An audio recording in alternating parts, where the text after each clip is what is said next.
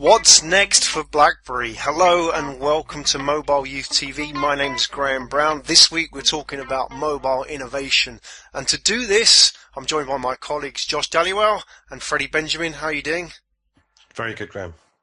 Doing well, thank you.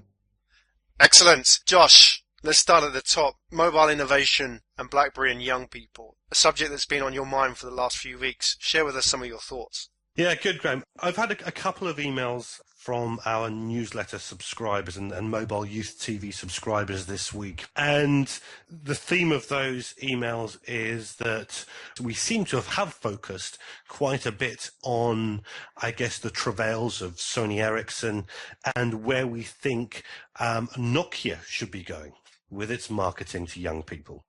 And the emails this week focus on BlackBerry. So we seem to have quite a big following amongst the handset companies and their agencies amongst our subscribers.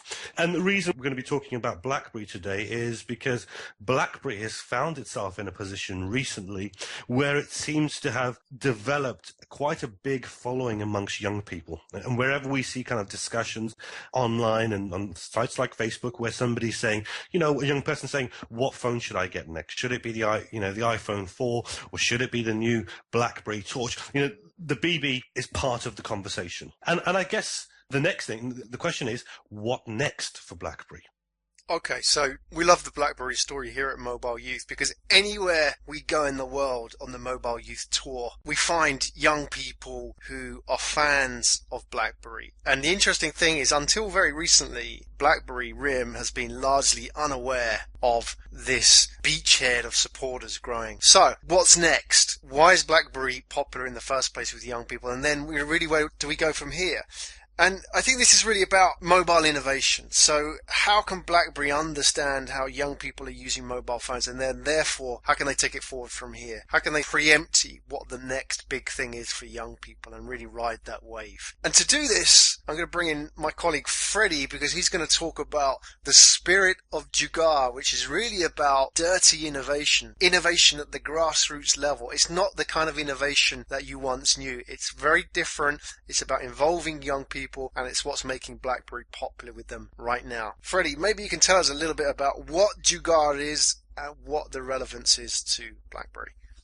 Thank you, Graham. At times, to understand innovation that happens among customers out there, we need to step outside of mobile and see what's happening around the world. This is really where Jugaad comes in. Jugaad is a very common word used in India, which has its origins in small Indian villages in the state of Punjab, where originally farmers and carpenters got together to fit a diesel engine to a cart that was traditionally drawn by an ox or a bull, to create low-cost transportation for farmers. Such vehicles still exist today, and they are called Jugaad vehicles. And over time, the word Jugaad has evolved to represent people-driven, street-smart innovation. And really, the English equivalent of this could be something like hack, finding a very unconventional solution to a rather pesky problem. And a really good story to illustrate how Jugaad finds its place in Indian culture is one of lassi vendors in Punjab who resorted to washing machines to create large quantities of lassi. For those unaware, lassi is a very popular drink in India, similar to a smoothie. Now, let me break the story into 3 simple steps here.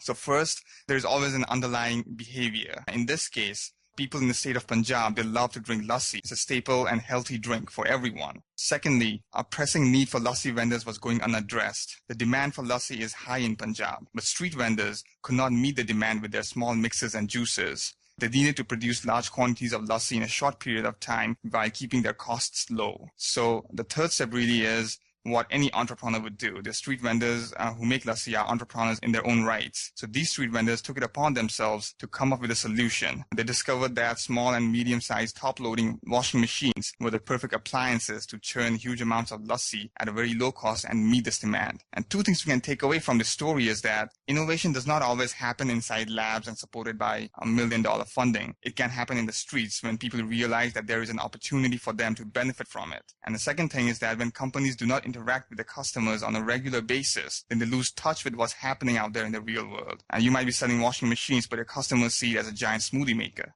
Okay, so the interesting thing about that last part was Videotron, the washing machine manufacturer in India, had noticed sales falling in certain states, but in this one state in the Punjab area, sales were increasing, and they didn't know why. And it wasn't until they actually went out there into the street and saw these lassi makers using washing machines to create this drink for the customers that they actually realized, hey, there's something going on here, right? Otherwise they would have missed a trick. Exactly, that's right. And I mean, the story is so popular that even HSBC in Europe made an ad for themselves around the whole thing. Okay, so in terms of BlackBerry, let's bring this back into the fold now, because the interesting thing about BlackBerry is what's happened there is this was a product which was primarily aimed at executives. But what happened over time was that young people got hold of it, and there was this jugaad process where young people innovated around the product and they started using BBM. They used BBM as a way around paying for text messages and a way to communicate with each other. There was a need there, and it wasn't being serviced by the current providers. So basically they adopted the BBM platform and they used that to communicate with each other. That made BlackBerry popular. That created a lot of earned media for the brand. So I guess the question is now, what's next? Now BlackBerry has identified and recognized that these are a core element of their future. These customers are key to their innovation. What comes next?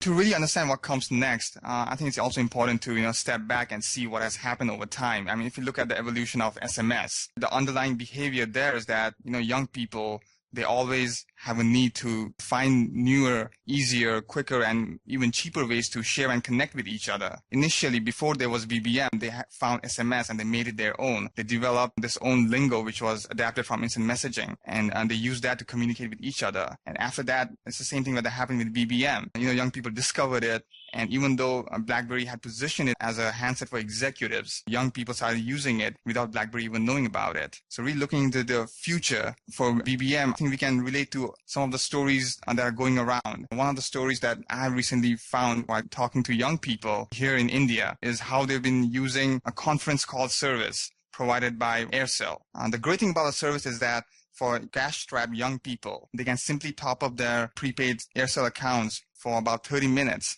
and then join in on a conference call with their friends. And what this does, it mimics the real-life casual conversation that people have, where different people coming at different points and they can leave as well. So instead of actually buying a cheaper discounted offer, young people are telling their friends to go get this conference offer so that everyone can join in into one particular conversation. And they're bringing the community that they interact with in their real lives onto the mobile handsets.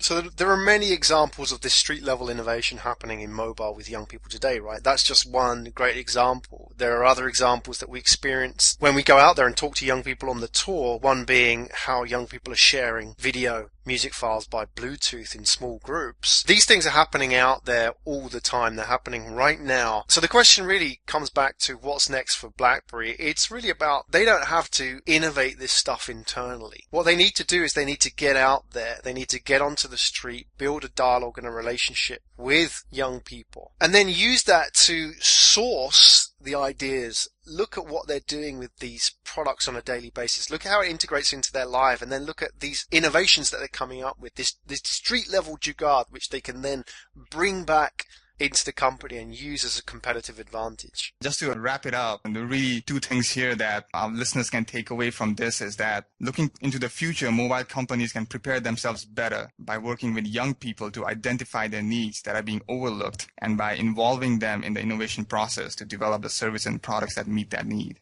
Thank you for watching this episode of Mobile Youth TV. We hope you enjoyed our insights and stories. If you have a question on how to go about identifying the spirit of jugaad among your young customers, email us at grant.d.brown@mobileyouth.org. To stay up to date on mobile youth trends and our latest travels, start a conversation with us by signing up for our newsletter at www.mobileyouth.org/download. The Mobile Youth newsletter welcomes questions from your subscribers, which will be addressed in our weekly TV episodes. Thank you once again for watching, and hope to see you guys all next week.